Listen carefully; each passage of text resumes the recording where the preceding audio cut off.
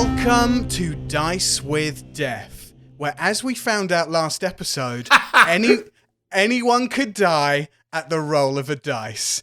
I'm your Direct Messenger Oli Bateman, and joining me again for this week's performative Dungeons & Dragons podcast, I hope, fingers crossed, because he said the relationship between us was over, it should be Chatty Badger's Jamie Powis. With a sword and a dagger, Aark caused a commotion, but he could have really used that healing potion. Ooh! That is a knife in the side of Amy Mallett and Adam Wilbourn. Listeners, if you could see the Zoom call that I'm on, there are sheepish faces and, yeah. There's a lot of shifty eyes right here. Yeah. That voice as well means that I'm also joined by IGN's Amy Mallett. Daddy Aark suffered a killing blow. What even is a healing potion, though? It's Zakaiya Rubbledusk. Oh my God. You guys are just trying to get out of this, and I don't think that Jamie is going to have any nonsense. I'm also, of course, joined by WhatCulture.com's Adam Wilbourn. I've sort of crowbarred in something I'm hoping we can get on a t-shirt into this. I'm Titus. Look at me. Check out these guns. Why save lives when you can Google puns? Last time I killed off 3 of the jackals. What a lark. Although I can't help but feel I forgot something. Any ideas? Aark?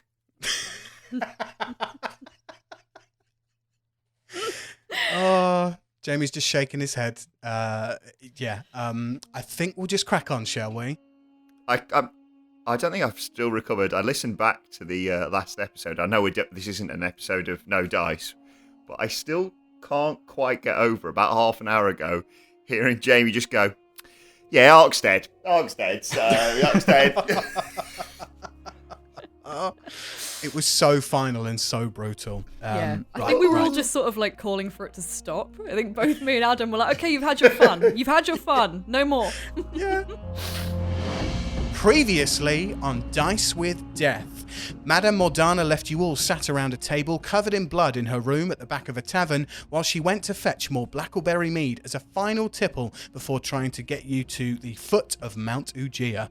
A rag throwing competition promptly ensued after Titus, without fail, turned a simple and easily accomplished task into a competition that no one wanted any part of. Having all thrown your rags into the open fire and declaring Zakaiya the winner, you all noticed the blood-covered rags erupt into a dark black flame before burning into blackened ash. Having heard a commotion outside the tavern, Titus stealthed his way to the windows in order to take a peek at the goings-on in the town square. He informed Aark and Zakaiya about a public execution of 3 townsfolk accused of stealing weapons from the jackals earlier that morning. No sooner had the gang seen the public execution commence, Madame Mordana dropped a large cask of blackberry mead all over the tavern floor in shock at seeing her people strung up and executed.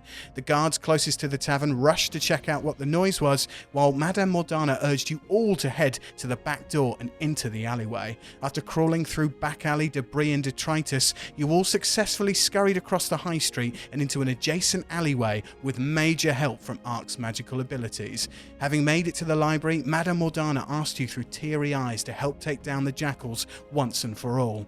Titus wondered if it was possible to home alone this town, while Aark suggested the detonation of an explosive device would blow the mine sky high and bury the jackals underneath it. Before Madame Mordana hurried away to flirt Kuda into making a bomb, she told the gang to stay low and not come out of hiding unless they heard a specific song she was to whistle at the top of the stairs.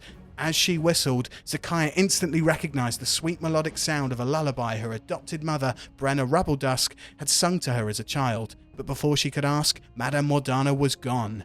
You all then headed into the basement of the library in search of a short rest and any books you could find on the mysterious Petro Solidus, but instead came across 4 members of the Jackals avoiding their patrol shift duties. Zakaiya identified the titles of 4 books along the back wall of a makeshift throwing knife station before you all set yourselves up for a surprise attack. In a fight that saw a man become a human torch while another lost his teeth before having his head completely decapitated, Aark was knocked unconscious in a feathery heap on the floor, and as the feathers flew all around him after a final failed death save, Aark heard a voice echo out in his fading conscious say, "You haven't accomplished what I wanted you to accomplish yet."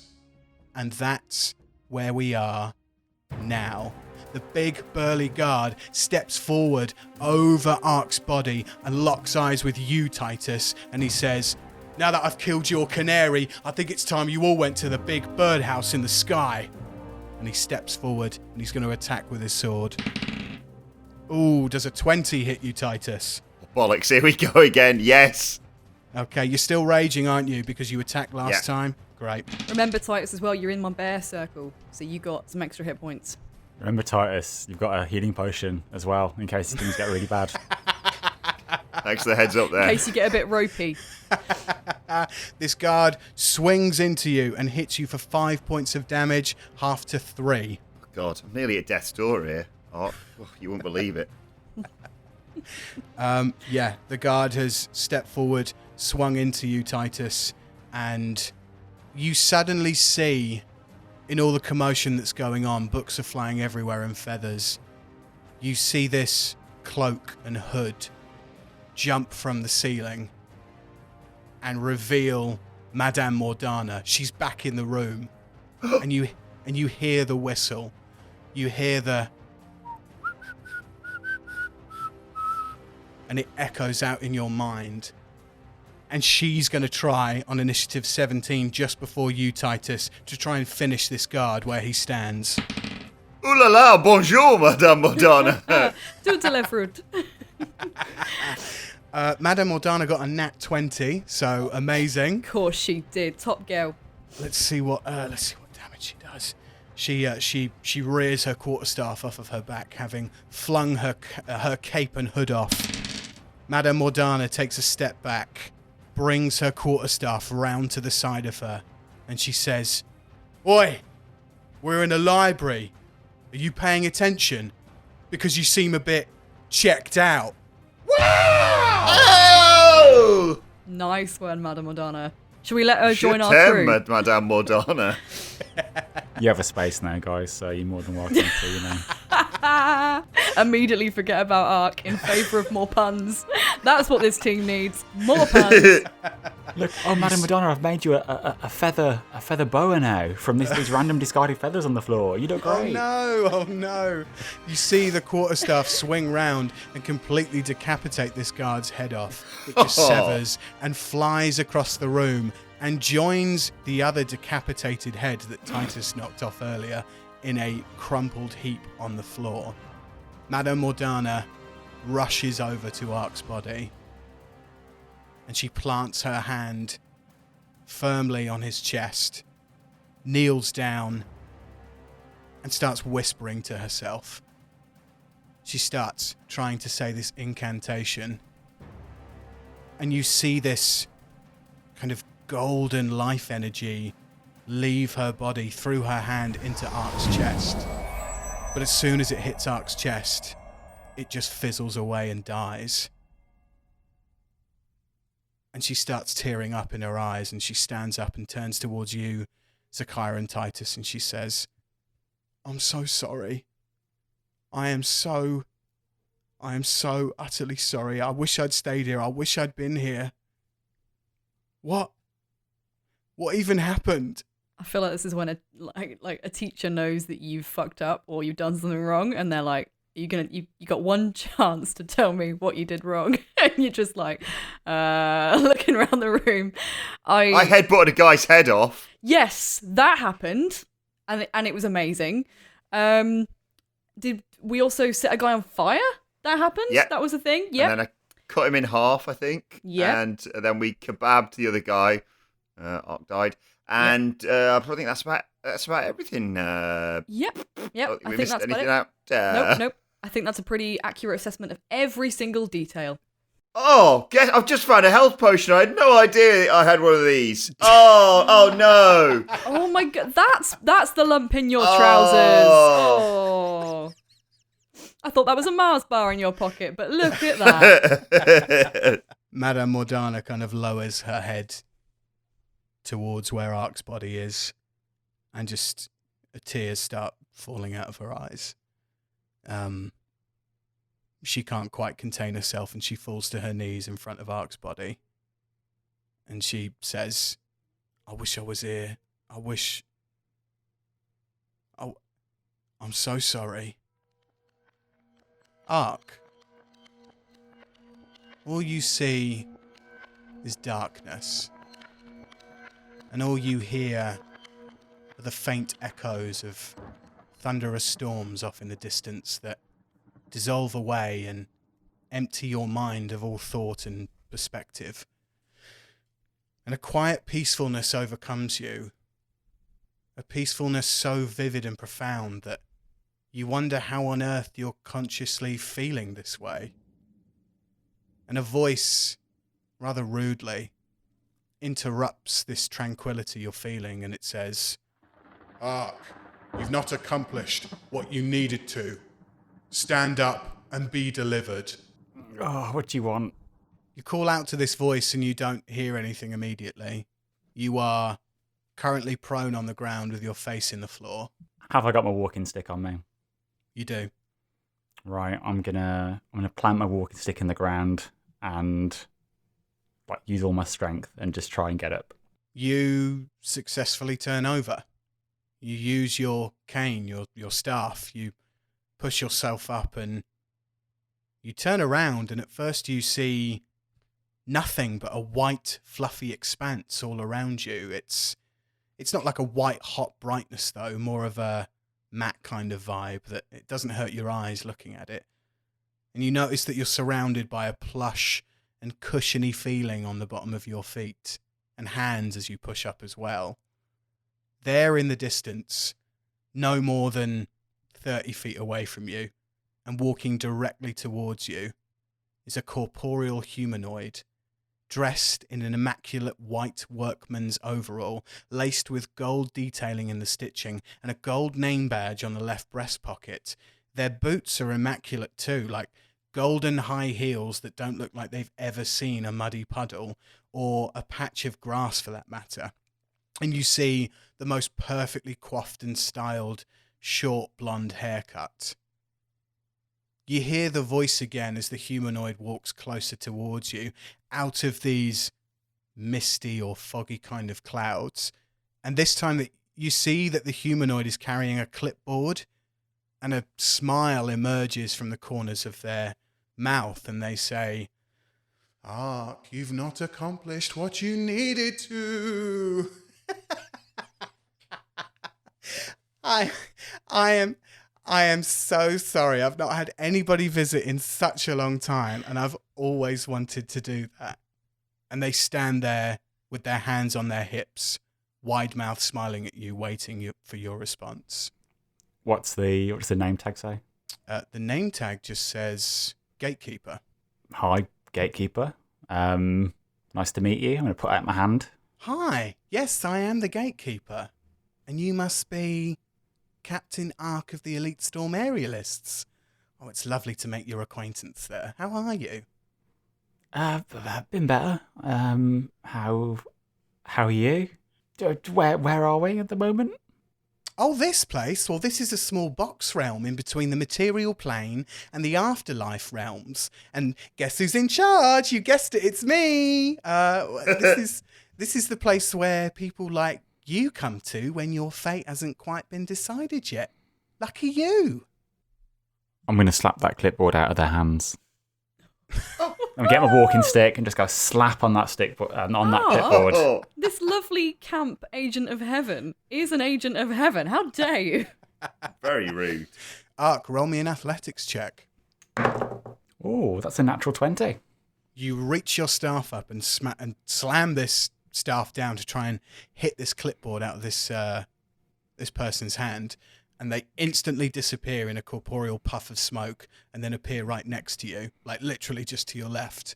And they say, "Oh, that wasn't very nice, was it?" It's one of these, is it? Right. What do I need to do? What's the puzzle? What's the challenge? Aark, there's no puzzle here, babes. You're not here to complete a quest or a task. This is literally just where you're going to be for a bit. Like, clearly your fate has not been decided yet. It is in someone else's hands. So, as far as I'm concerned, babes, just relax. Take a load off your feet. There's some comfy beds over there in the cabana, and you turn to your left and you see this fluffy cloud cabana pop out of the out of the ground. Everything is made of clouds. She goes, there's a day spa, sauna, everything. Massages. You just treat yourself, all right? Don't know how long you're going to be here for, so just take a load off your feet. I'm going to stretch my wings and I'm just going to fly. You extend your wings. You take off. You've had enough of whatever this is immediately. And you fly straight up. Yep, go for it. Cool. You fly straight up, and 5 seconds after flying straight up, you continue flying up, but you end up plummeting into the ground and like collapsing in a heap. You don't take any damage. You don't feel anything, but you just hit the floor, having gone straight up into the ceiling. Shit. Right. Aark, babes, listen, like, this is where you're going to be for a little bit. So I promise you, take advantage of the sauna and the spa, take a load off your feet. I don't know how long you're going to be here for, but please, from what I can see on this clipboard, you've had a tough life. So just take it easy for a little bit, all right? Is there a tavern here? The blackberry mead in heaven. Look, there's a plunge pool and a sauna, and there are snacks and drinks and wonderfully comfy beds. If you're looking for anything in particular, maybe some blackberry mead. I've seen that you like that quite recently. We got it on draft in the cabana, so just go pour yourself a nice pint and just sit down and relax, all right? I'm just gonna stand there. Just gonna stand there and just like stare at her. She says, well, you're a difficult one, aren't you? I've not had a difficult one in years. Is there anyone else here? Is it just me here? Roll a perception check. That's a 6. Okay. Even with a 6, you know that there's nobody else here. So there's nobody else here. No, nobody else here. No, this being a box realm, it's normally reserved for one person anyway. And I, being the gatekeeper, just take care of the place. You've got probably some time to wait on your hands. Like I said before, I don't know how long it's going to be, but it's just you and me here, babe. So just take a load off your feet. I promise you, it'll be fine. Just gonna keep staring at her. Okay. We're in for a long night, Titus. Right, well, I've got some things to do, but look, before I forget, the remote for the TV in your cabana is just under the coffee table. It's that small fluffy cloud in there. So, like, feel free to browse, like, all the entertainment we have on offer while you wait. And if you do turn the TV on there might be some interesting reality shows on there for you too. Gives you a wink before disappearing in a puff of corporeal smoke. So is the TV in this cabana? Yeah, so you see the cabana, lush comfy beds made out of clouds, all the snacks you could ever think of, like chocolates, sweets, real full meals if you want them, blackberry mead. You see the coffee table, you see hammocks, you see beds, you see a sofa, and yeah, you see this TV that's floating as if it's on a cloud, as if it's made of clouds. Right, let me turn the TV on then. Let me try and find the remote. You walk into the cabana. Are you sitting down on the sofa? What are you doing? Where are you positioning yourself in this place? I think, how am I feeling? Because I think am I still pretty beaten up? You know, like when you wake up from a hangover and you feel awful? You don't feel that. You feel healthy and invigorated, like you can move around. You've still got your little hobble, but you don't have any pain in your leg or your hip anymore. Can I cast spells? So, I used all of my spell slots up, and all my channel divinities and everything, but can I cast spells? You can certainly try. Right, I'm going to try and cast a 2nd level spell, and it's called Augury. So, by casting gem-inlaid sticks, rolling dragon bones, laying out ornate cards, or employing some other divining tool, you receive an omen from an otherworldly entity about the result of a specific course of action that you plan to take within the next 30 minutes. The GM chooses the following possible omens. So, it's wheel for good result, woe for bad result, Wheel and Woe for both a bad and result. Nothing for results that aren't especially good or bad. The spell does not take into account any possible circumstances that might change the outcome, such as casting of additional spells or the loss or gain of a companion. If you cast a spell 2 or more times before completing your next long rest, there's a cumulative 25% chance for each casting after the first that you get a random reading. So basically, I want to ask a question. Well, why didn't you say? Yeah. I mean, you could have just asked the question, but no, we're going with a spell. Yeah. So I'm going to hold out these cards and go, tempo, should I stay here? You feel in your mind thunderous clouds clap. You start to hear birds tweeting, and you start to see in your mind clouds parting and sunshine peering through the clouds as if everything's okay. Just going to start flicking through that telly. Okay. You pick up the remote off the coffee table. You see on the remote, it's a normal handheld remote, but you see that on the TV and the remote there are corresponding number channels. There's 1, 2, and 3. I'm going to go for 3, please. Okay. You press 3 on the remote, and all you get is static. You see static on the TV, and you hear the fuzz of like a proper old CRT TV. Roll me an insight check. That is an 18. You see these very like millisecond long images flash up, and you can't quite decipher what those images are, but what you can gather from what you have seen is they're people. Is it like in 1999 when we got Channel 5 on terrestrial telly? Throwing it back. Throwing it back there. Yeah, that's a very UK-based reference, but absolutely, yeah, it looks exactly like that. Okay. I'm going to flick to Channel 2 then. You suddenly see the library where your body is lying on the floor, and you see Zakaiya and Titus and Madame Mordana stood around your body. And they're crying, and they're talking, and you see that all the guards in the room are now dead. Is that a health potion in Titus's bag that I can see? He's like, whoa, pause, zoom in. Is that what I think? Zoom in enhance. Zoom in enhance. Okay, you see the potion in Titus's Motherfucker. Oh god. No, I got a channel 1. Get a channel 1. Great. You go to channel 1 and memories from your life start to pop up. You see the first time that you and Alec met out in the field, where she saved you in training from a giant bat, and you were prone on the floor, and she puts her hand out to you and picks you up, and you instantly feel this swell of your heart beating faster, and it cuts forward to the birth of your first child, and then the birth of your second child, and then your kids growing up, you teaching them how to fly, barrel rolls, dipping through the clouds. We then see you and your wife, Colonel Elec, at Ulrich and Zeed's military graduation parties.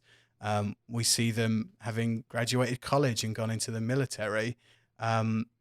You see lots of images of you trying to teach them to be good people.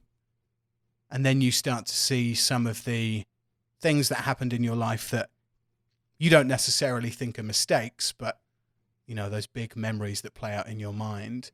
The incident on the planet Aveen with the gnomes. You even see the first time that you met Zakaiya and Titus on the ship.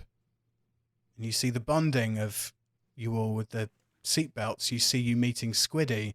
You see everything up until the present, where you're in this library dead on the floor, and then the channel starts again, and you see you meeting Alec again, and it just keeps going round in a loop. It's always the same, isn't it? Reruns. Yeah, you've accidentally put Dave Jarvu on. Oh, Nice. Nice. At least it's not back to back the chase.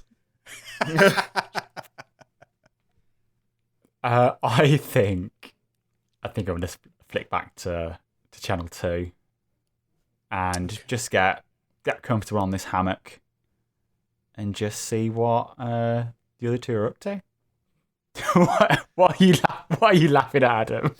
I was going to say, you flick back and Neil Buchanan's there showing replays of you dying, going, "This is an Aark attack. This is an Aark attack. This is Aark attack."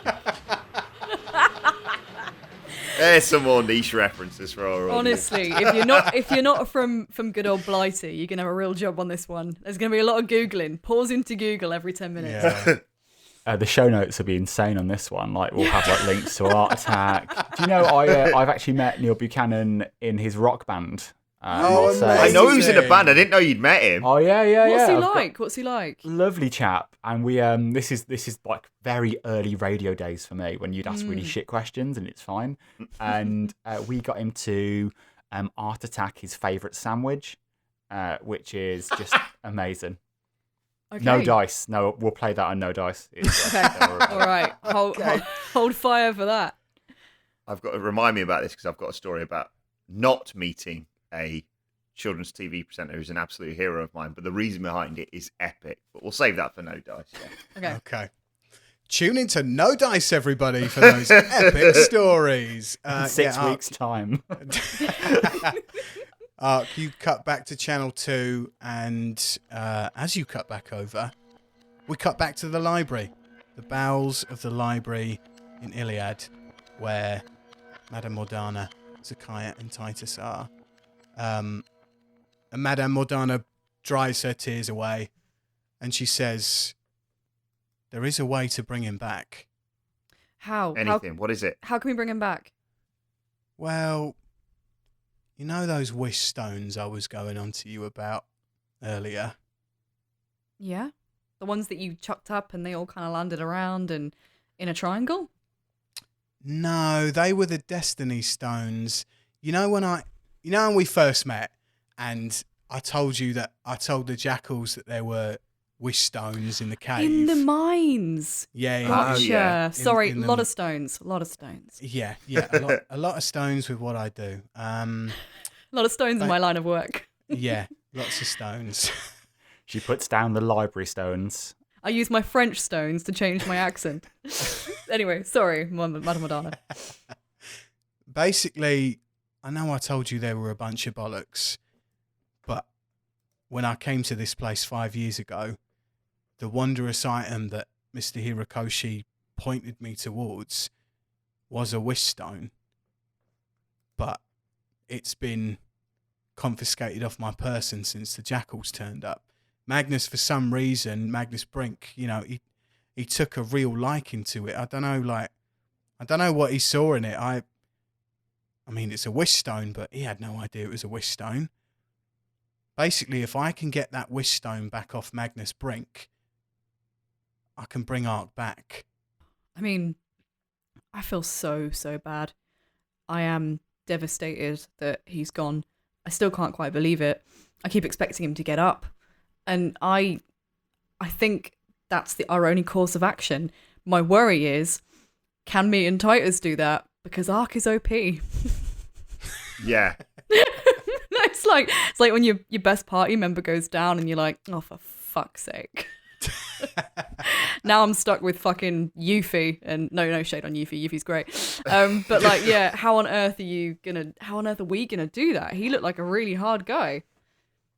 Yeah, he's a super tough nut to crack, but I mean, the wish stone is in his personal quarters, which ain't even in the mines. It's at the barn at the end of the high street, like past the electronics store and past the tavern.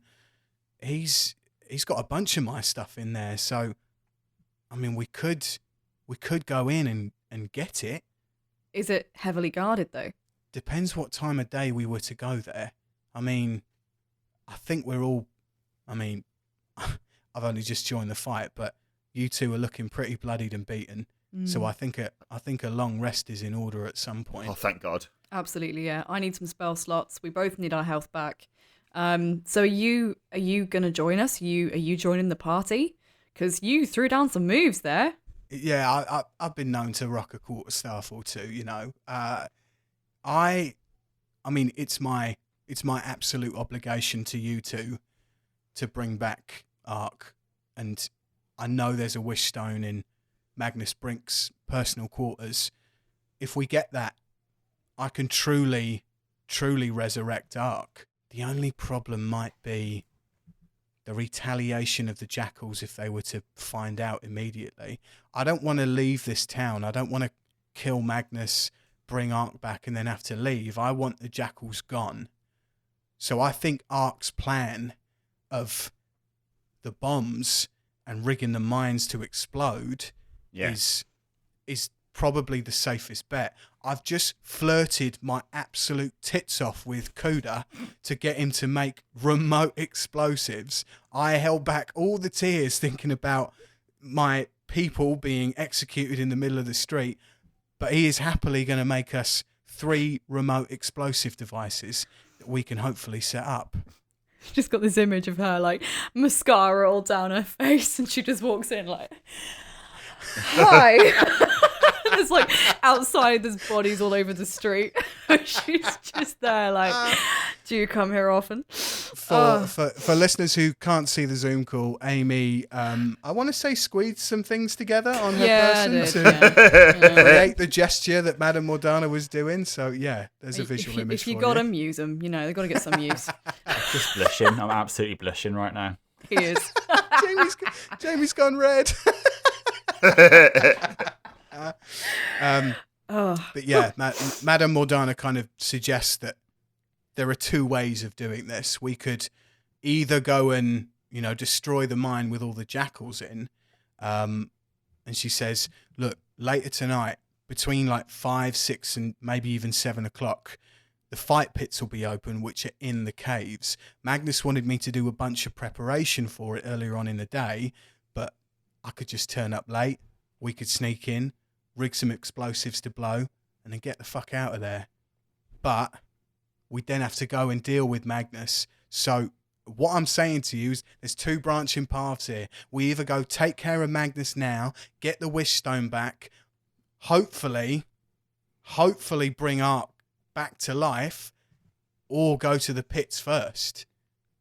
I mean, what do you guys feel like we should do? Without Aark, this mission's nothing, is it? So I think he should be first priority. Let's get him back, and then let's kill lots of jackals, basically. Yeah, he's our like de facto leader, basically, and we would be lost without him. And I hope he's listening right now. Looks directly at the camera that goes to the TV show in heaven, and I'm like, if only he knew how much he was missed and how much we regret not giving that healing potion to him. And then I'm just like, sorry, Daddy. Sorry, Daddy Aark. Aark would be fast asleep. In front of the TV, he's just there drooling with his remote in his hand, like. Aark is fast asleep in front of the TV, having realised that there is no sound with this TV. Oh, damn it! The volume just does not work. It's just images or static or memories. So, yeah, Madame Mordana says. So you think Magnus first, wish stone, and then get rid of the jackals. Oh, yeah, yes. Also, how loyal are these jackals to Magnus? Because he seemed like a bit of a, if you want to use the Latin, tosser. And they seemed like they weren't mad keen on... He charged in, didn't he, with his gun and was waving his, sort of ego around. Do we think that maybe if they realise he's dead, we could talk some sense into them? Maybe get them to leave the people alone? Or do you not think that's an option? What do you think? You know this place better than anyone, Madame Mordana. As much as I think that's such a good idea, and as much as I think that we should absolutely try and take down Magnus first, those men are loyal. Like, if the Alpha goes, someone else just ascends to that position. It's as simple as that. Right. He's got a right-hand man and another right-hand man ready to take that spot.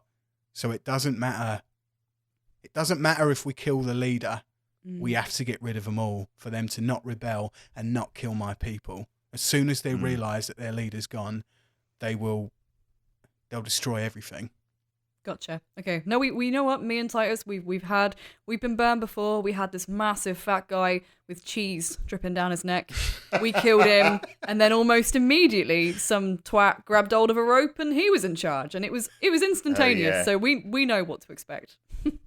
Hierarchies change all the time, and if this hierarchy changed, as much as it would make a difference for maybe a few minutes, they'd soon be back on their A game and on to who, were to kill Magnus. I do have to say, and I say this with great caution in my voice, that even if we do get this wish stone, there is a huge possibility that it could not work at all, and Aark could be cursed. He could die. He could come back as something not of this world. So, as much as it's up to me. If we get this wish stone, whatever happens is going to be on me and me alone. Are we agreed? Yeah, if there's a chance, we have to take it, Madame Mordana. It's our fault he's gone. And, I mean, it all just happened so quickly. The fight escalated. And Aark is normally so in control. He's normally so good at taking care of himself. I didn't even realise until it was too late that he was in the situation he was in. And Titus really tried to help. We will never get over it. I kebabbed a bloke, and Aark loves kebabs. Yeah, he died how he lived. Watching Titus kebab a man. Yeah, we need to try anything to get him back. This isn't a place for me to start dealing out lessons and shoulda, woulda, couldas, but even the strongest mentally, physically, and most OP characters in this campaign sometimes need a helping hand. Madame Mordana looks back around the room, sees the bookshelves and the bodies of the guards, and she turns to Titus and she starts to get to work, and she says, Titus, I need you to make Aark's body the most comfortable it's ever been. I need you to, there's some loose floorboards in the corner. I need you to pull them up, and I need you to create kind of like just a makeshift plinth out of all the books. I understand you're really good at stacking books. Is that right? Absolutely, yeah. Great. Make him as comfortable as possible. I also heard you're pretty good at medicine checks as well, so make sure that you wrap him up, do some bandages, all that kind of stuff. Zakaiya, darling, please come upstairs and help me set some booby traps. I really need to make this place as safe as possible if we're going to, rest here up for the next 8 hours before we get going. Everybody clear? Everybody okay with that? Titus, you set to work making Aark very comfortable. What do you do? Well, like you say, find a place that I can sort of... put him on sort of a platform like he's some sort of Viking who's about to get set on fire, basically. A pyre? So, yeah, a pyre? Exactly, yeah. So I build that made out of a selection of encyclopedias and other large books that I can find. Maybe even make some sort of pillow by ripping pages out of a book that I deem unimportant for his head and scrunching them together. It's the only one that says anything about Petro Solidus in it. And it's now a pillow for a dead Aark. Campaign ruined. No, all right. You set up this pyre that we're not going to light on fire. Nope. You create a set of pillows out of parchment from books, and you set Aark down. Zakaiya, you following Madame Mordana as she walks up the stairs? Absolutely. Okay. You walk up to the top floor. She gestures to you to kind of keep low to the ground as well. Remember, there are windows all around the place, and they are quite smudged. So, if someone was to see you, they'd have to have a very good perception check. Mm-hmm. Good. But she starts saying, darling, just like Start picking up books and shelves. I'm going to rig some booby traps with some wire. Just help me get a load of stuff over this way, all right? And Okay. she starts picking up books and shelves and pushing towards doors and stuff. And you start making booby traps together. It's going to take a good half an hour for you to set these booby traps up, but you start doing that. Madam Mordana, I need to ask you something. What's that, lovely? The song that you were whistling when you left and the song that would kind of signal your return, that song, I know that song. It's like an old gnomish song. My mum used to sing it to me when I was a child. How do you know that song? You know that song too? Yeah. That's crazy. Until I whistled it today, I had not remembered that song in years. Where did it come from? Who did you learn it from? Where did you first hear it? That is a long old story. I've got to give you some context and start from the beginning, but I spent most of my early years like right here on the planet of Azul. But as soon as I turned 15, girl, I joined a group of female bards called the Femme Fatales. Like, I wasn't much good at singing or music or that, but I had a flair for basic magic, and they liked that I could handle myself with a quarterstaff. You saw that down there. But we travelled the solar system, saw the world we did, like performed for humanoids on the streets of the biggest cities in the galaxies, up mountains, across lakes and tundras, even performed at the Winterist Games. Eventually, we ended up on the planet of Een. Some high elf paid us a ridiculous amount of money for a performance, and I mean, he liked it so much he paid us to stay for a 3-year residency. That's when one of the girls got into a bit of trouble. What happened? Oh, beautiful girl she was. One of the higher-ups took a shine to her. Lo and behold, she ended up with a bun in the oven, baby on board and all that. That's where the song comes from. Me and her used to sing it to the bump every single night. It was just a song that Alyssa made up, but said it came to her one day. I felt like a proper auntie, you know, singing to my niece. Like, I used to put my hand on the baby bump and, Zakaiya, it was magical. The feeling of this tiny little fighter touch my hand back through Alyssa's tummy. Oh, the Eye Elves did not like that one bit. It's one thing to like have a bit of after dark fun with the entertainment, but another thing entirely to knock up one and bring a mixed child into a puritanical world of High Elves. There was months of arguments back and forth between Alyssa and the elves. Like, not a single High Elf would own up to being the father, and even though we knew who it was, they protected each other like brothers in bloody arms. More like purveyors of corruption, if you ask me. Oh my god. So, this baby, what happened to her? Did anyone claim her? Did the High Elves eventually take her in as their own? What happened to the kid? My darling, I don't know. The last time I saw Alyssa, I thought she was going to pop. Like, we were off to bed after a performance. Like, she was so far gone. And I woke up the next day and all her belongings were still on the side table, but she was nowhere to be seen. I asked and I asked where she'd gone, but they just said her contract was terminated, like nothing more. But she wouldn't just leave like that in the middle of the night, not like that.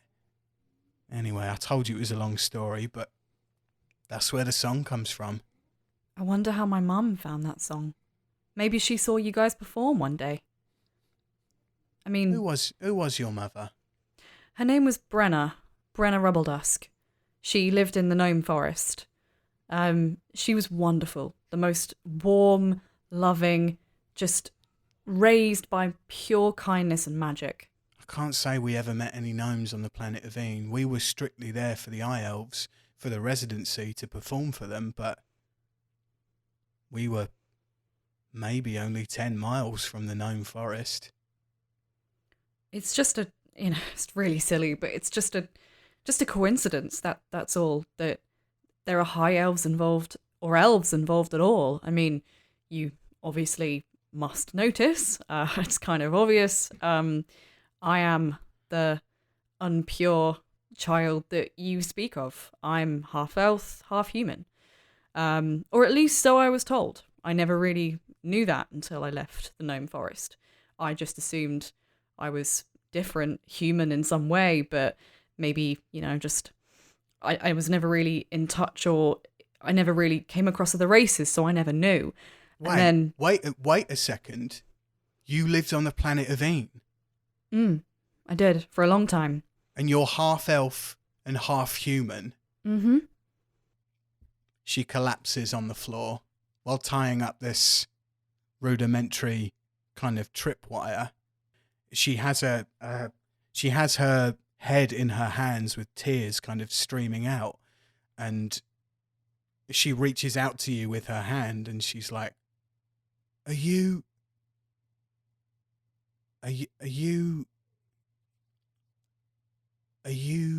Zucchini? I don't know. I don't know who I am. I don't know.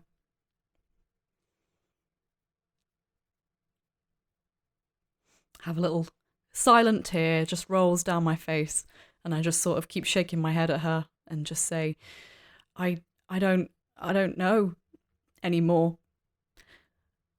Zucchini is the name my mum used to give me. But I just thought that was like a little pet name. My name is Zach. That's all I've ever known. My darling, I have suffered much of what you have suffered in the past. I am a half orc. My mother was orc, but my father was dwarven. So I am of a mixed race background. I know what kind of persecution you have suffered in your life. And I'm so sorry that you had to go through that.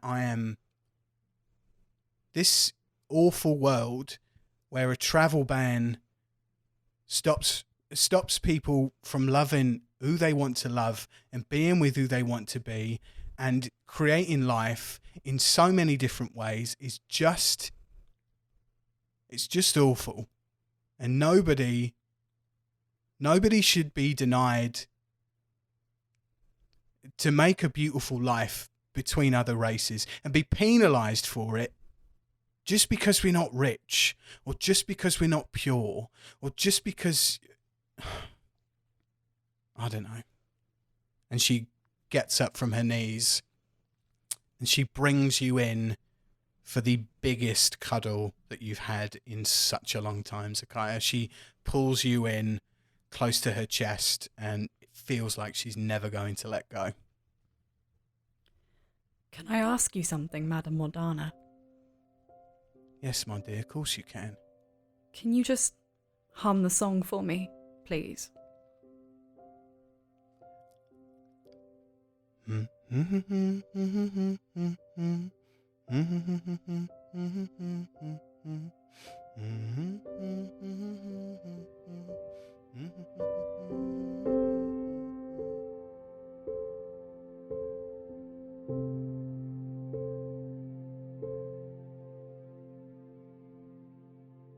Titus, you hear the humming coming from upstairs. I like the idea that humming is what pricks up Titus's ears and makes him stop as he's about to light the pyre that he's put up on. May you ride feathery and proud into Valhalla. Oh dear. Titus, are you doing anything after hearing the humming? I was going to say, I shout, "Hey guys," and show them how I can juggle 3 books, but maybe I feel like the mood's not right about now. It's always right, Titus. Always right. Anytime I can give a hand with some booby traps, I will obviously help out. Madame Mordana kind of pulls you out of the hug, Zakaiya, and she's so confused with the story that she's told and your possible connection to the song that she heard over 25 years ago. And she walks you back down into the bowels of the library. She nods at Titus and she says, "We've got a plan to execute. Kuda's making the bombs. I've got a map of the mines, and we'll take out that prick Magnus Brink once and for all. But first, I I think it's time for a long rest. Oh, thank God. Thank God. You all settle down in and around the comfy books. We cut back over to Aark. True Titus form. We cut back over to Aark. And Aark, what are you doing? I think I'm back on channel 1, and I've got the Gatekeeper next to me and going, it's not as pathetic as it looks. Like, a giant bat is pretty huge. Like, this angle doesn't make it look big, but it was pretty ginormous. Are you sure, babes? It doesn't look any bigger than you are, and you're a small little bird person. I've got it zoomed out. It's it's bad angle, but yeah. Okay. Yeah, the Gatekeeper is next to you, and she says, "Well, are you enjoying the entertainment package? Is it to your liking so far?"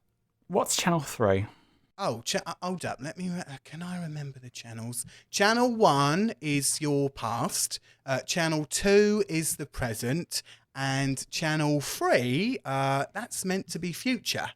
Oh, I'm going to flick to channel 3 and go, it's just sort of fuzzy. I guess because your fate is currently undecided right now, there is no possible future for you unless something happens on the material plane or the big guys upstairs decide something as well. Maybe that channel will come back on when something is decided. But for now, enjoy channel 1 and 2. So you're the Gatekeeper. Yes, babes, I am the Gatekeeper. I've been the Gatekeeper for the last 50,000 years. What's behind that gate that you're keeping? Oh.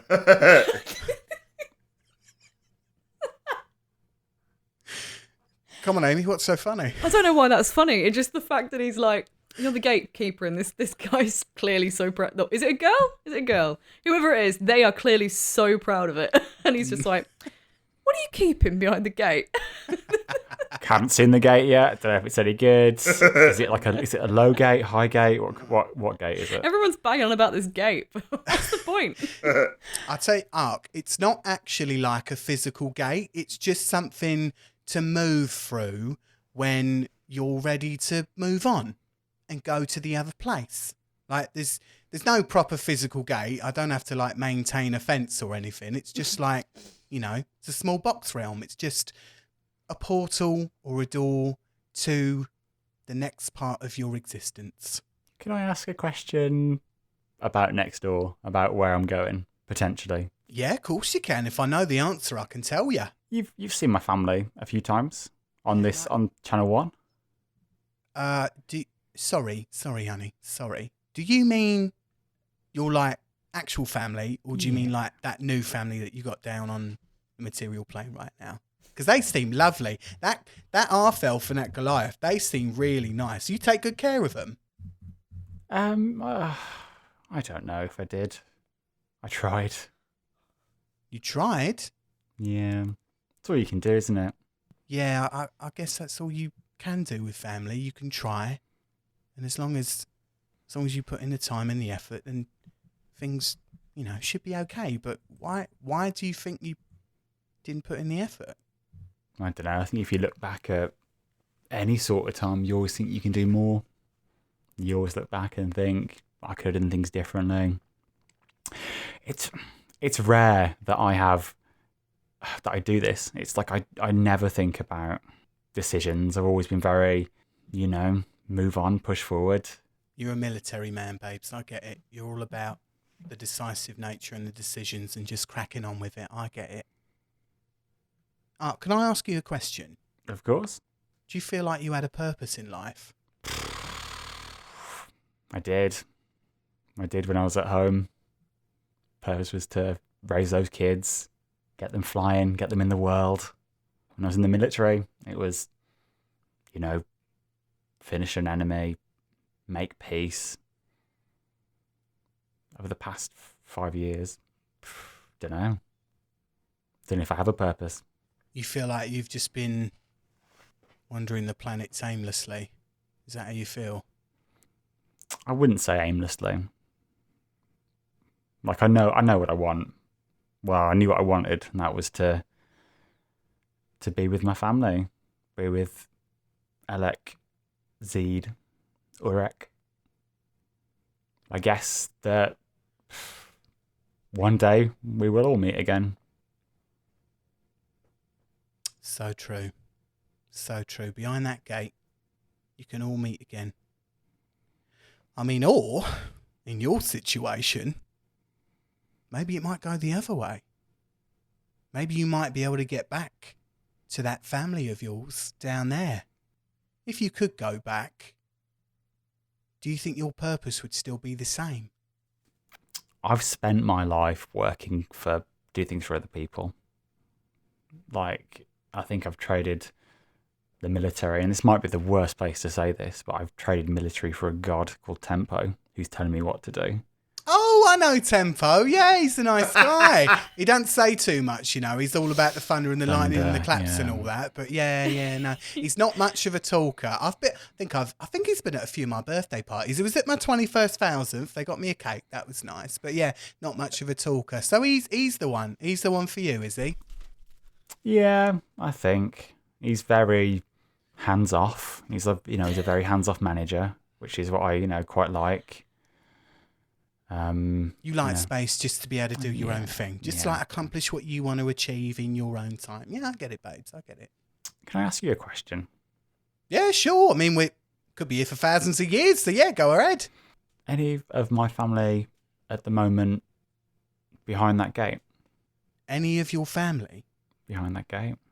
When I say family, I mean very tight.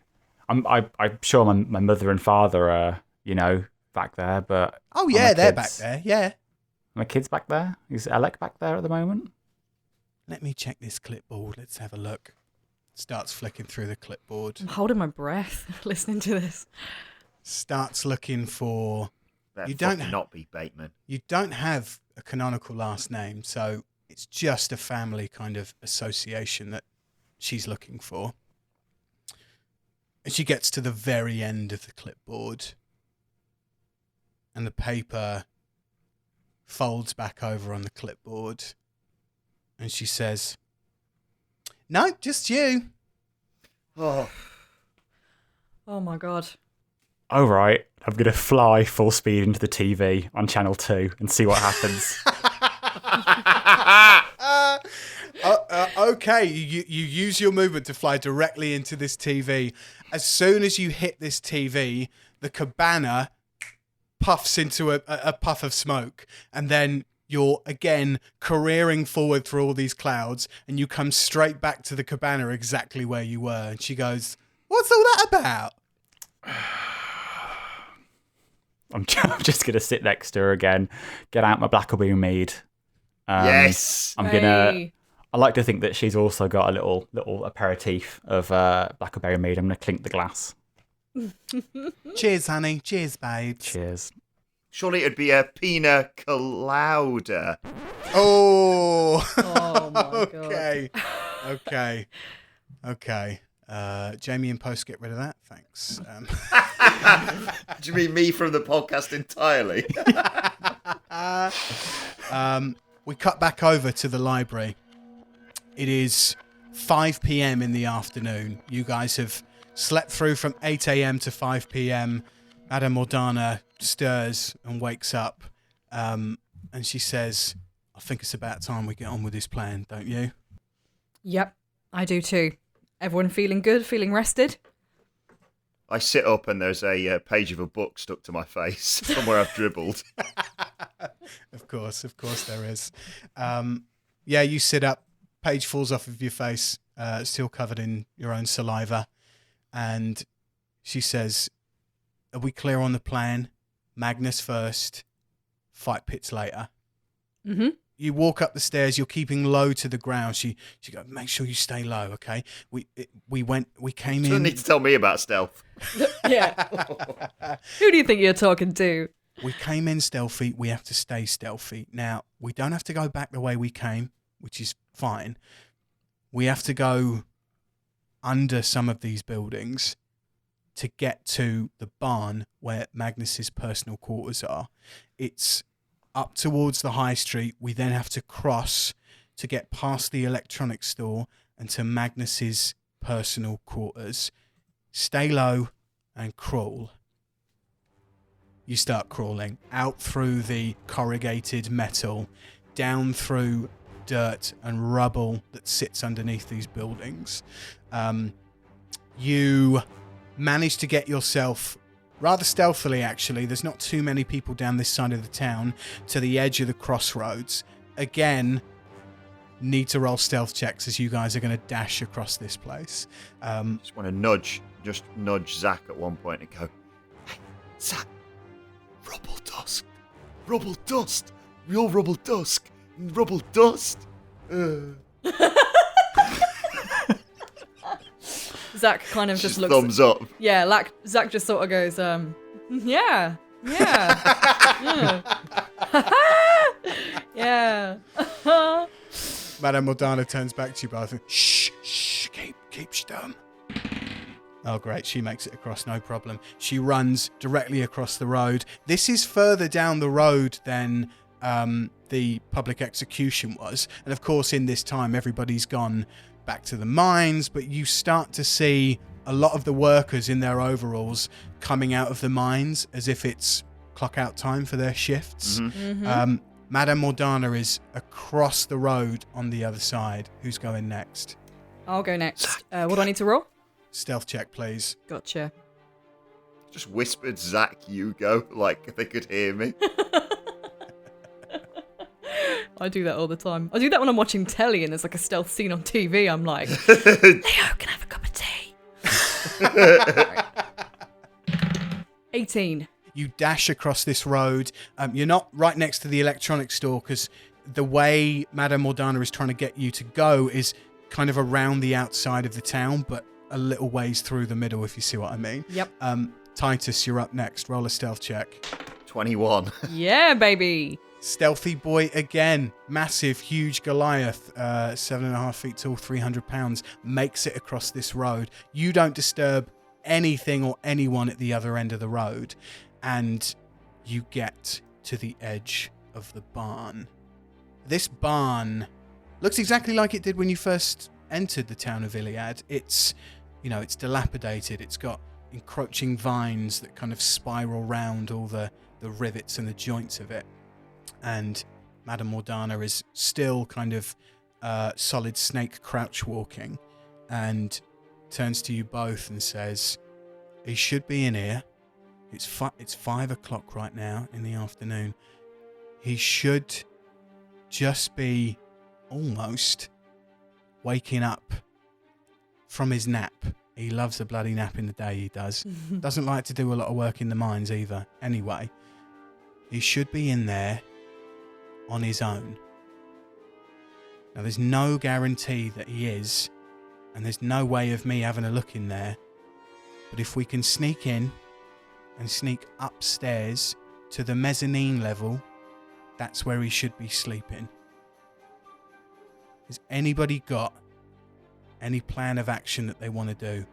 Because right now, I just want to smack this guy in the face until he's not breathing anymore." Oh, me too. I'm sure Titus feels the same. Yeah, I could hold him down and you could just stab him, I suppose. Yeah. Do we think, should we do a perception check to see if, there's anyone else around? Oh, yeah, good idea. Go for it. If you both want to roll perception checks, go for it. Tell me what you're doing with these perception checks. Are you trying to look in through windows or look down the street outside? What are you doing specifically? Can we do a perception check to see if there's another entrance in at all? Let's work with that first. Yes. Roll me a perception check, Zakaiya. Hi! Nat 20. Look at that. Nat 20. Amazing. Amazing. Okay, Titus, do you want to roll a perception check for anything in particular as well? I want to see if I can see if he's awake yet through the windows, through one of the dusty windows, perhaps. Good shout. Okay. Roll a perception check. 7. Okay, Titus, you look in through this window and, again, very smudged, very greasy. You see towards the upper mezzanine level where Madame Mordana thinks or knows that his bedroom is, but you don't see anything stirring. It's not clear enough for you to get that.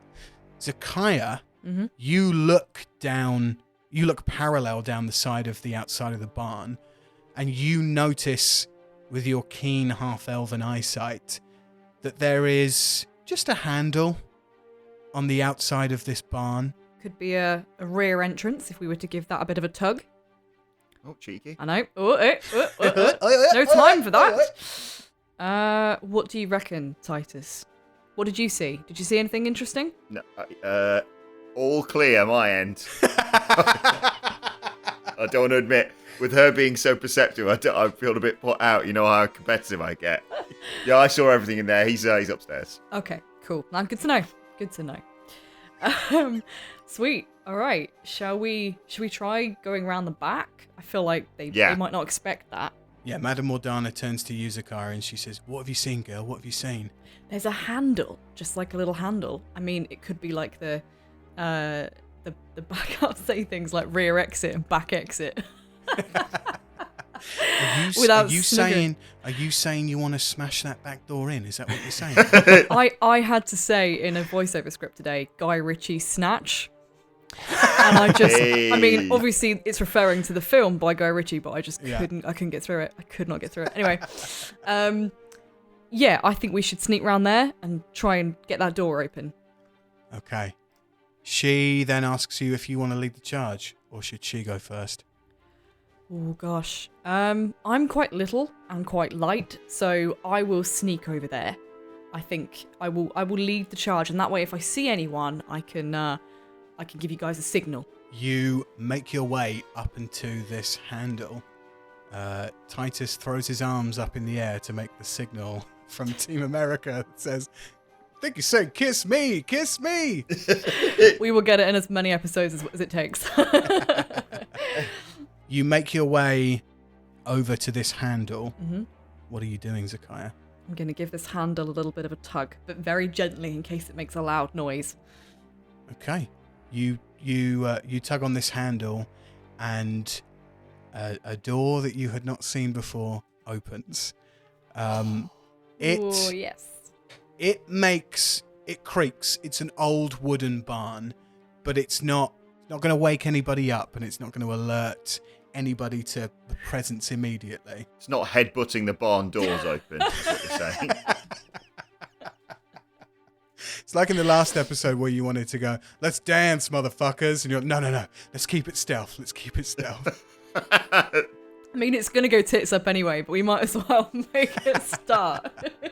Zakaiya opens this door. Madame Mordana follows you. Titus, you following? Yes, I'm coming up the rear. Very nice, very nice. Madame Mordana looks into the barn and sees that these mezzanine stairs that stick out of the side of the barn itself lead up to the mezzanine floor. She says, "He'll be up there. He'll be sleeping.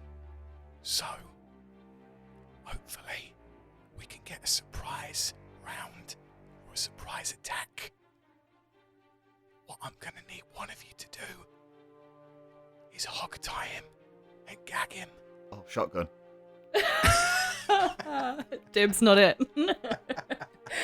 Okay, sure, whatever. I've hogtied a few kills in the forest back in my day. Let me creep up on him, and I'll give it a go. We could hog tie him if you wanted to, or we could just kill him. Like, it doesn't matter to me. I just want to see his face when I punch him. You know, I just want to see the look on his face. We should gag him at the very least. Absolutely. So yeah, he can't call for help, of course. Yeah. You all trundle on up the stairs. Trundle's the wrong word. You stealth up the stairs. You're not trundling. You're not hoofing your way up there. You make your way up to the mezzanine floor of this barn conversion, essentially. Magnus Brink is a fancy fella with his fine pressed suits, and you see on the walls like old paintings of military leaders, and you see like gold embellished objects and vases and stuff. He lives a very fancy life compared to everybody here. As you creep up the stairs and you hear the very mellow sounding creaks, you arrive on this mezzanine floor, all crouched. Everybody roll perception checks. Zakaiya. 21. Titus. True to form, 5. Zakaiya, you see an incredibly messy bed. You see like food, and you see drink, and you just see like a messy teenager's room, essentially, all surrounding this bed. And now starting to snore in a pair of heart-patterned boxer briefs is Magnus Brink sleeping. In the middle of this bed, I take it, full of his old pants and the remnants of his McNugget meal. Yes, yeah, he has a box of limited edition katsu curry. I wouldn't recommend them. I wouldn't recommend them, listeners. I wouldn't. No, they just I didn't don't. have much of a flavour. I think the sweet curry sauce is fine, but the actual nuggets themselves, pass. Yeah, no flavour. No flavour. Stick with the mozzarella sticks. Big shout out to anybody who's listening to this and is still listening. What are you doing? You're at the top of this mezzanine floor. You have a sleeping Magnus Brink.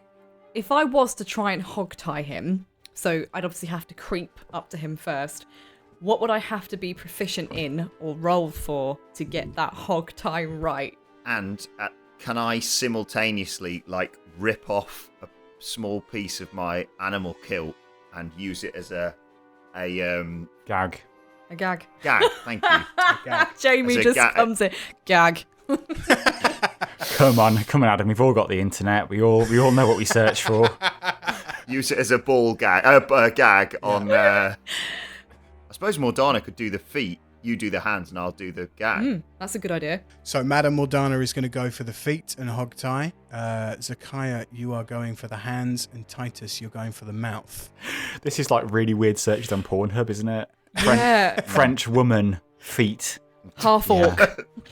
Half orc. Yeah, this has been a very sexualized episode. I apologise Ooh, yes. to everyone.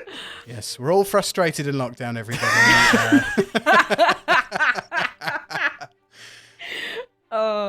Zakaiya and Titus and Madame Mordana, who I will of course roll for, make me athletics checks, please. Zakaiya. Modded 20. Titus. 10. And Madame Mordana did the worst and got a 7. Oh, she's letting the side down. Aark would never have done Tickling his feet while she does this. that. So Zakaiya, you jump towards Magnus Brink's hands, and with a modded 20, you successfully grapple both of them and start tying these ropes around him. I'm going to say that you're tying them behind his back. Titus, you with a 10 just managed to get this gag just so close. Get this gag around Magnus's face and tie it round the back. Madame Mordana has all the trouble in the world getting his feet bound, so instead she just kind of pushes down on them, and he wakes up and he starts going.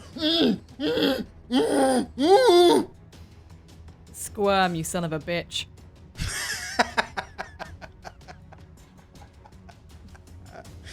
Madame Mordana goes, I honestly didn't think we'd get this far, and now I'm really confused as to what to do. Like, do we like, I've dreamt of this for so long. Not tying a man up, that's weird. I mean, like, tying Magnus Brink up. Okay, that's weird. It's not a sexual thing, I promise. I just, like, we need to get that wish stone. Do we ask him where it is, or do we just search for it? Well, I'm gonna so Titus has got the gag, hasn't he? I've got the hands. Yeah. So I'm gonna look at him and I'm gonna go, you have 10 seconds to tell us where this wish stone is, or we will chop it off. You know what I mean. Oh yeah, it's coming off. And the longer it takes you to tell us, the slower it'll be. So I suggest you tell us now where that wish stone is. In this moment, he has been reduced to a snivelling wreck. He is not the big man he once was in his finely pressed suit, raising a pistol over his head, shooting, unprompted into a tavern. He can't tell you anything because there is a gag in his mouth right now. So what do you want to do? That is a very good point. Nod with his head. I was thinking with his eyes, like look in the direction where it is. Yeah, what do you say to him? You need to use your eyes and you need to nod and gesture, but one sound out of you, and again, it's coming off. So, nod now. Tell us, look in the direction, gesture to where it is. He refuses to tell you where anything is, and he is going to do an opposed strength check to try and jump out of all three of you holding him down and get up. Here we go. He gets a 22, so he pulls himself out from the hands and jumps up by the side of the bed. His hands are still bound behind his back, but he is now stood in the middle of this mezzanine floor in heart-patterned boxers with no weapons on. Everybody go ahead and roll initiative. Surely if he's restrained, we should all get to go first. Zakaiya, what did you get? 14. Titus? Ooh, 13. Nice. Madame Mordana got a natural 1. Of course she fucking did. Honestly, letting the side down. Where's Aark right now? Hard cuts to Aark watching Cheers. Asleep, snoring, dribbling, with blackberry mead spilt all down his feathers. Okay, Magnus Brink got a 7. So we are now in combat. Zach, with a 14, you're at the top of the round. What are you doing? You have Magnus Brink here, who the last time you saw him was in a finely pressed suit with a sword and a pistol. He's just in heart-shaped pants. What are you doing? I do sort of want to keg him now. Titus has said that. I'm going to cast a spell. I'm going to use Entangle. So this is grasping weeds and vines sprout from the ground. This is the vines again. This is how we got onto the vines in the first place. Grasping weeds and vines sprout from the ground in a 20-foot square starting from a point within range. For the duration, these plants turn the ground in the area into difficult terrain. A creature in the area, when you cast a spell, must succeed on a strength saving throw or be restrained by the entangling plants until the spell ends. You've got to beat a 13, I believe. You cast Entangle. Vines shoot from the end of your hands and wrap around Magnus Brink, who is tied up and gagged, still on his feet. He got a 3. He is fully entangled now. Yes! He's just sat there. He's. I didn't want him getting away. Cool. Zach, are you doing anything else with your turn? If I cast a spell, that's my main sort of action done. But I can. I should make a pun, really, shouldn't I, for something like that? Oh yes. No! Oh damn it! Why am I not as quick-witted as Titus? I'll think on the pun. But for now, okay. I will just. I will say to. What's the guy's name again? Magnus Brink. I don't know why that's left my head. I literally was about to say it. So I'm going to say to Magnus, tell us where it is, or we will. And I'm just like, draw my knife, and I'm just like, I will chop it off. I'm coming for you. Tell us where it is. Okay. In this moment, although he's terrified, he refuses to usher where anything is or point out anything. He's just trying to get out of these vines. Titus, that is your go. What are you doing to this poor, helpless man? Nipple cripple, please. I use the nipple cripple. Okay, Titus, roll me an athletics check with advantage. Come on, I've been so shit at rolling today. 17. Nipple Nipple cripple!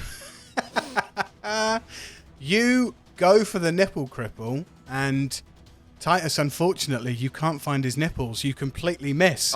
Like, the vines are covering so much of his body and torso that you can't quite get a grasp. That's your action. You've got a bonus action and movement. Flick him in the nuts, and then just a little like flick, and I don't know, just Can I glance around to see if I can see this wish stone, or is that too much? Yeah, cool. Give me an investigate.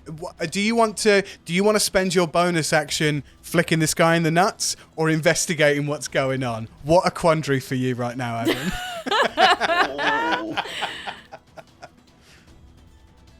Can I draw my hand back, go to hit him in the nuts, and just stop like an inch short, and just go next time, and then look around? Yep. Tease him. Yes. Tease him. What? Okay, Titus. What you've done just then is I'll either you can do that if you want to, but that will be an intimidation check, and that means you won't get to look around the room. So do you want to try and intimidate him into like being so shit scared that he tells you where this thing is, or do you want to look around the room?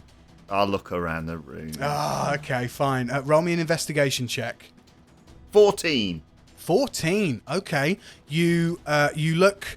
Obviously, you've seen where the bed is. You look towards where the paintings were on the wall, and you see with a 14.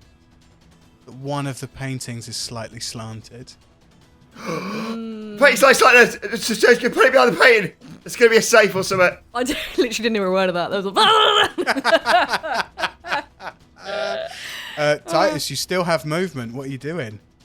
I move over to the painting that's slightly slanted, that's clearly hiding a safe or something. Mm-hmm. Okay, you move over to the painting. Unfortunately, you can't do anything else. You're just stood facing a wall for now. But it's Magnus's go. He has got to roll a strength saving throw to get out of these vines. I'm rooting for you. Hey! Wow!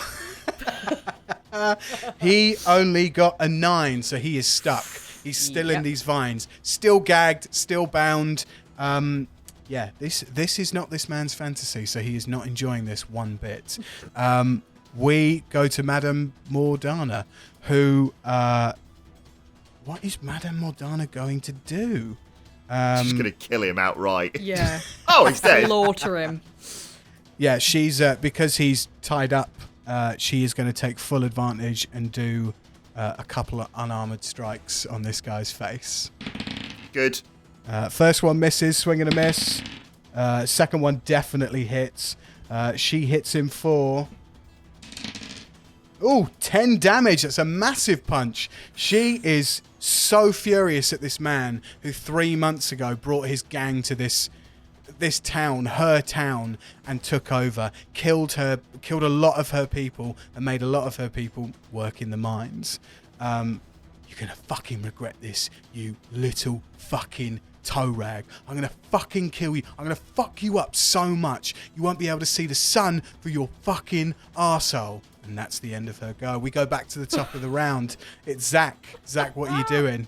Well, tell him how you really feel. I guess so. Titus has gone to have an investigate the painting, right? Yep. So I'm just going to turn to him and say, Titus. So has he done it yet, or is he about to? Titus hasn't done anything yet. He's used his movement to get to the painting. He's not had the opportunity to do anything with it yet. Okay, he's got that. I know he's got that. So can I roll a perception check to see if I can see anything else around the room of interest? Of course you can. Yeah. Yep. Nat 20. Honest to God. Why can I not... If I rolled like this last week, then Aark would have probably been alive. This is genuinely like the best I've ever rolled in an evening.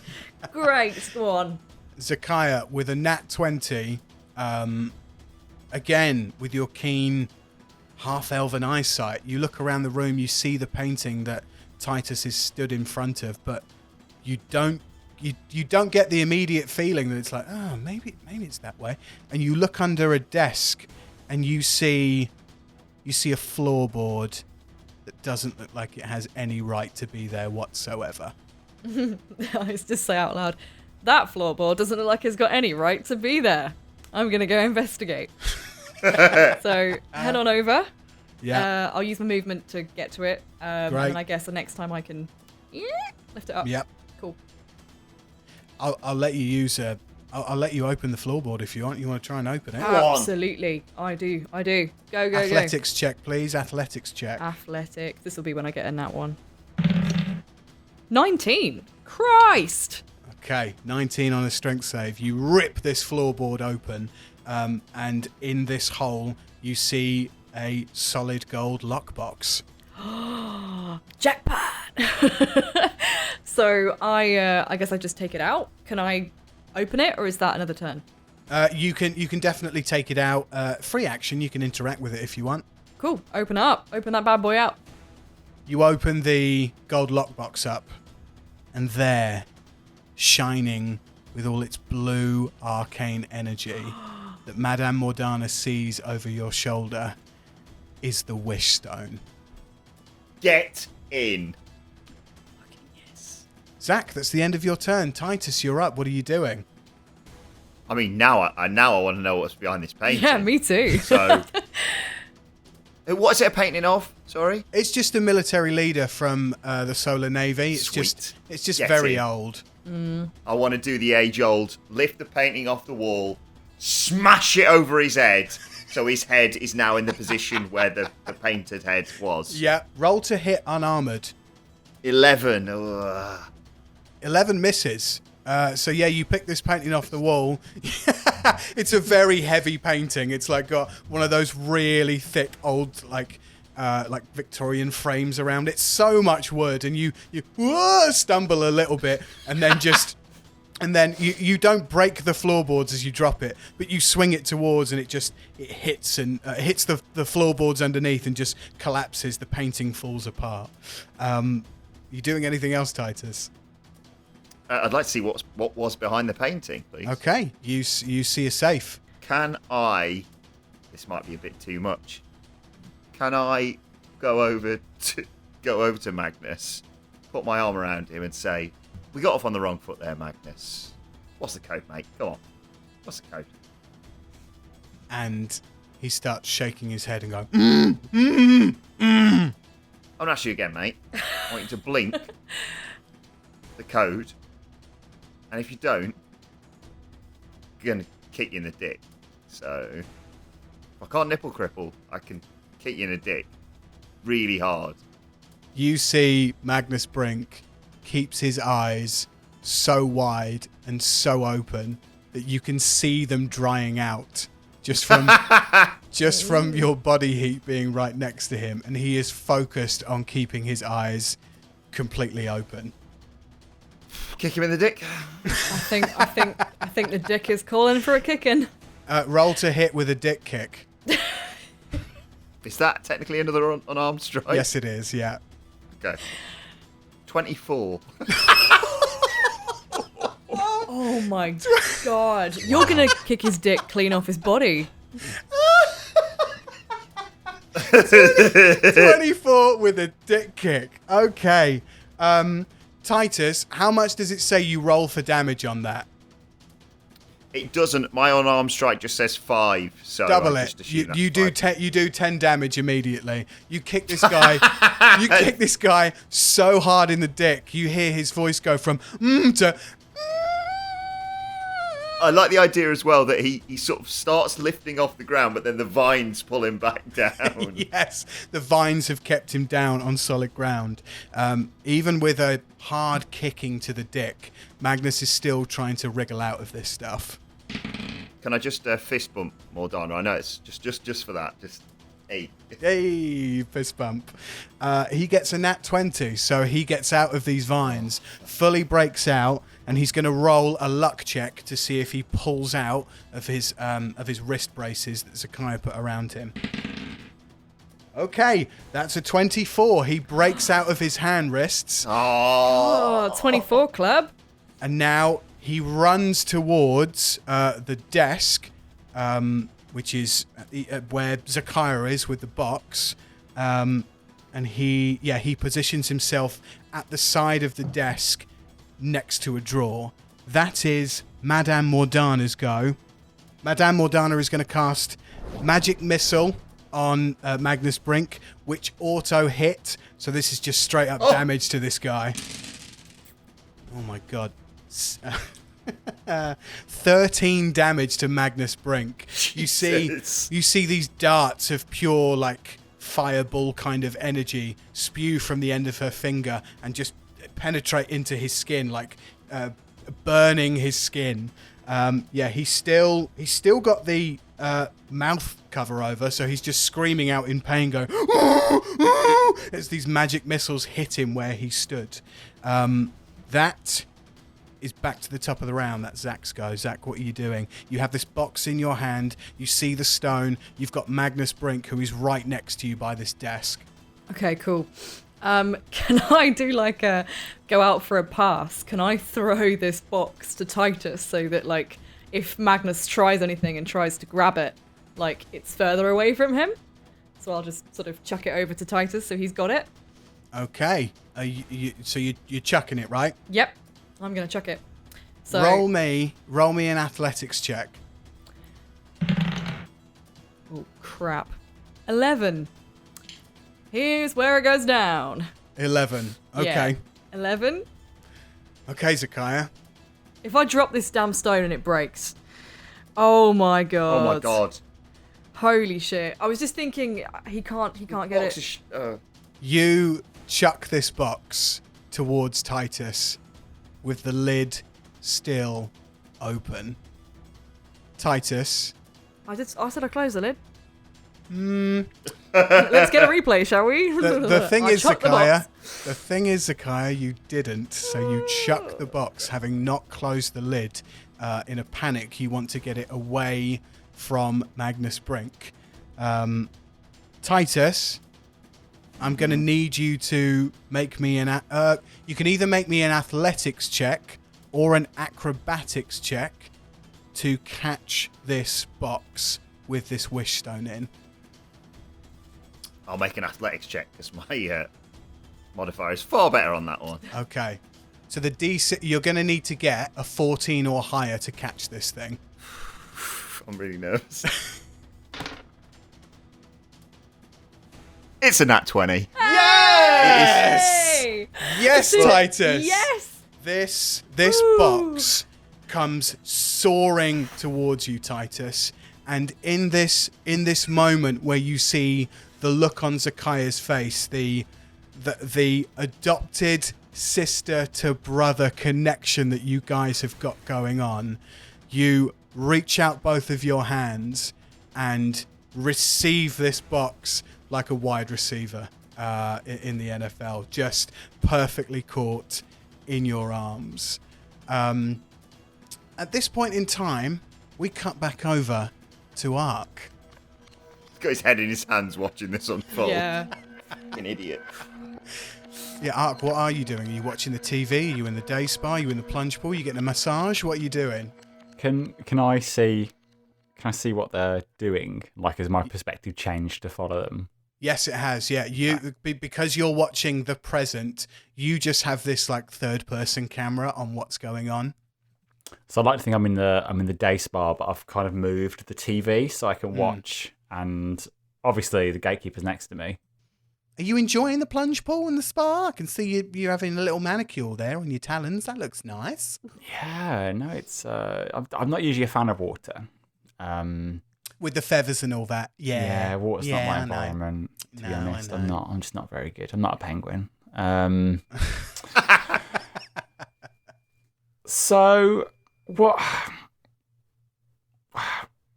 they're doing, Matt, like the wish stones and what they're gonna do to bring me back. I know a bit about like necromancy and that sort of thing, but I always thought that these sort of spells come at a price. Oh yeah, they really do. With a wish spell, if you were, lucky enough to be granted one of those, or a wish stone, in fact, the caster itself, they could die. They could be cursed. They could be turned undead. There's so many different ways that it could just end up. You really have to channel your arcana properly for these things to work. I mean, it's very doable. If someone had a wish stone and wanted to like truly resurrect you, they could. They just have to be in the right frame of mind and do it properly, So, do you know this gate? Yes. This gate you're talking about? Yeah, because I'm a gatekeeper, right? Gatekeeper. Yeah, the gate, yeah. Is that a spell? Is it the gate spell that you're rocking at the moment?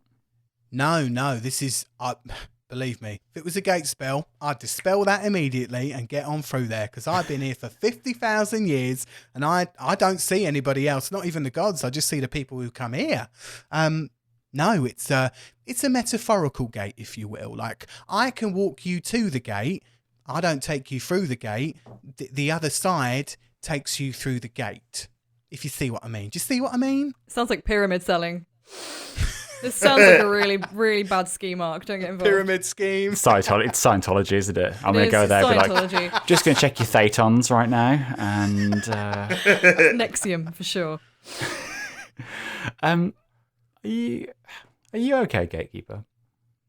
You've been here for centuries by the sounds of it, not been able to move on. Honey, I have been here for 50,000 years, but it's my purpose in life. I've always had this purpose in life. I can't remember a time when I was not here. Not everybody's had as easy as me. I was born here, as far as I'm aware. I haven't suffered any hardships. I get the drama and the reality, exactly like what you're watching on TV, but I don't have to suffer any of the consequences. Just sounds a bit, I'm going to sound very mean here, and I apologise if I offend you with this, but it just sounds a bit, really, really depressing for 50,000 years. Do you know what, Aark? I would agree with you normally. I would. I really would. Like, being here all this time. But there are so many different people that come in and out of my life because of where I am right now, that it just makes it new and different every single time. 5 years ago, I had a lovely lady here, and she was only here for a couple of days. She was nice. And before that, I've had plenty of other people here as well. Yeah, go on, tell me about some of the people you've met.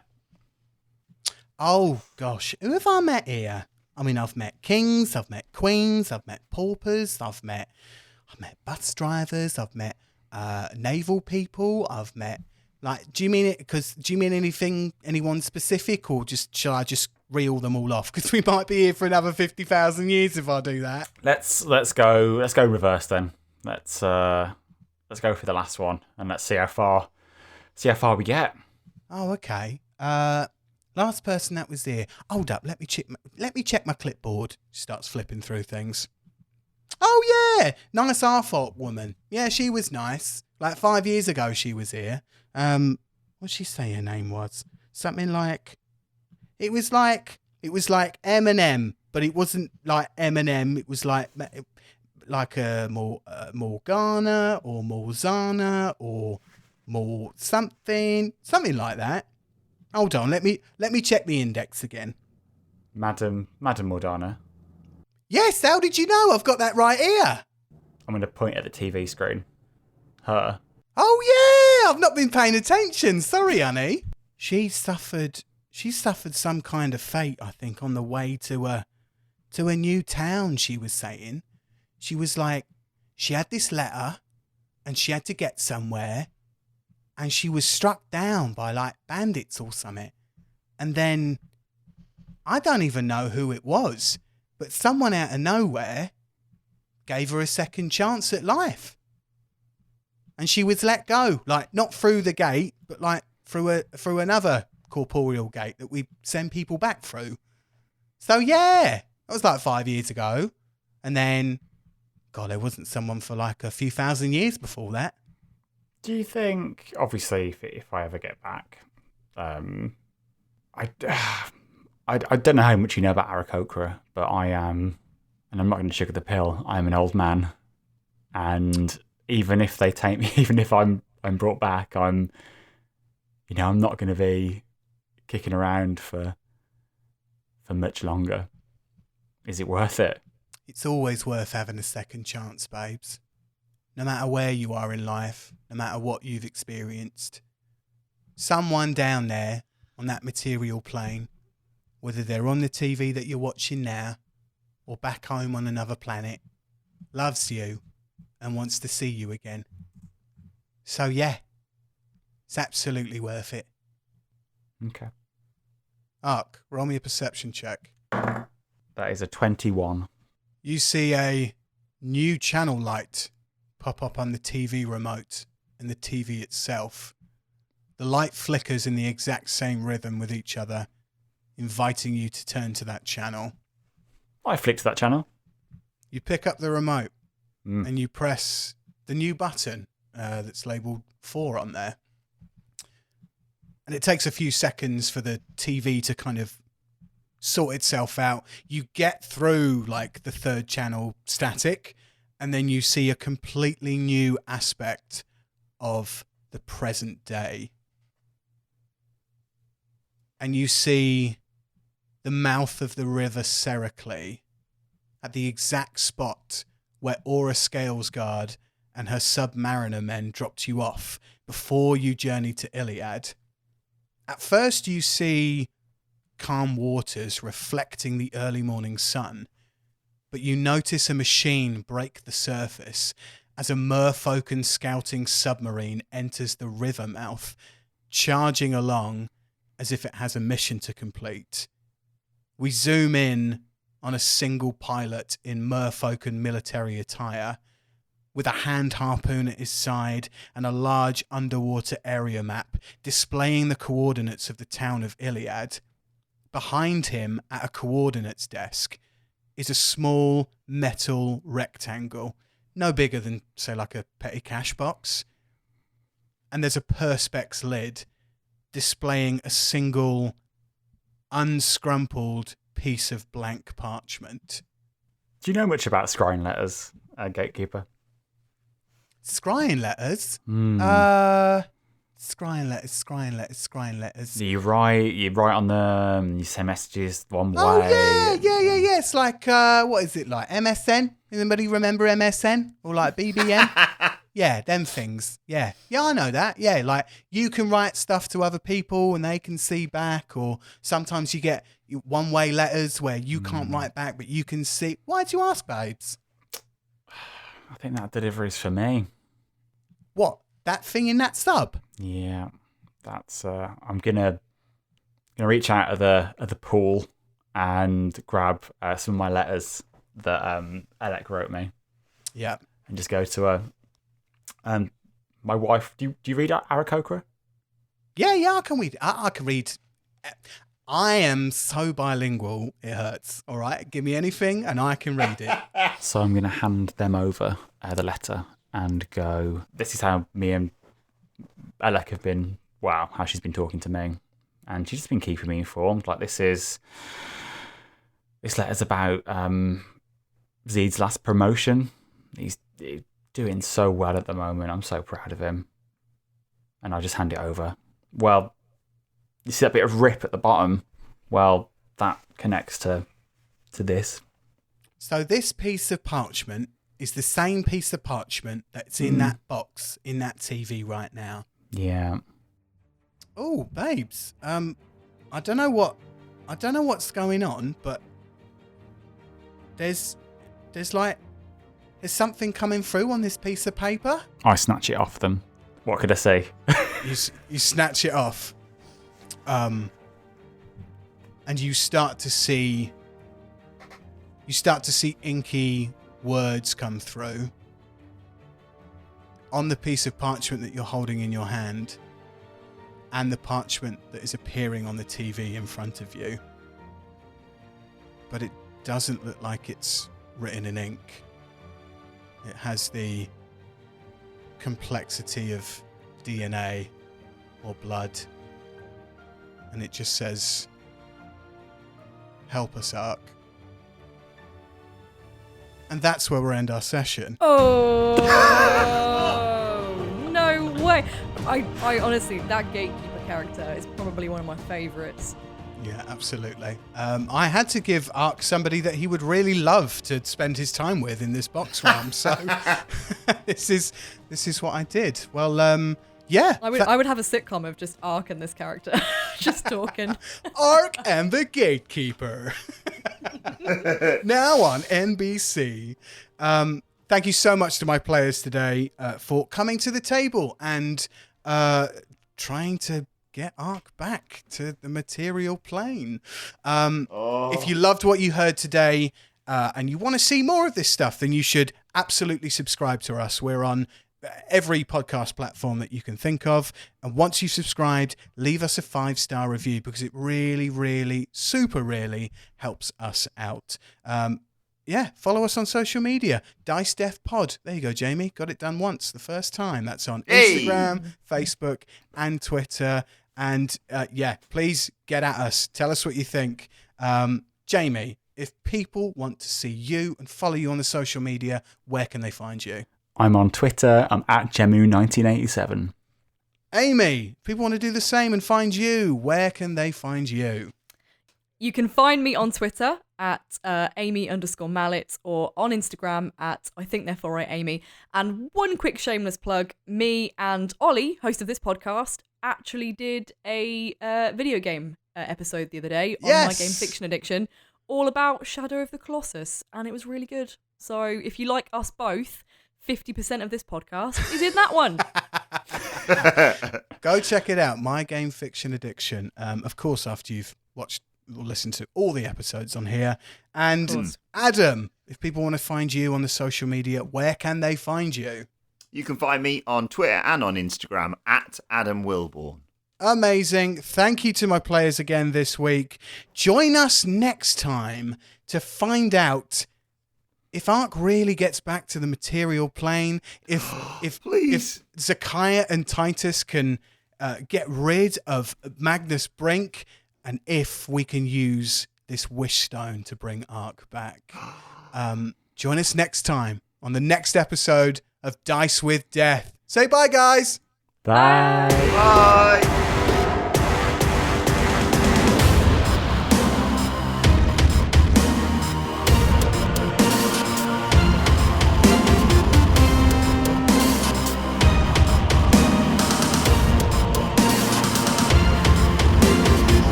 So much.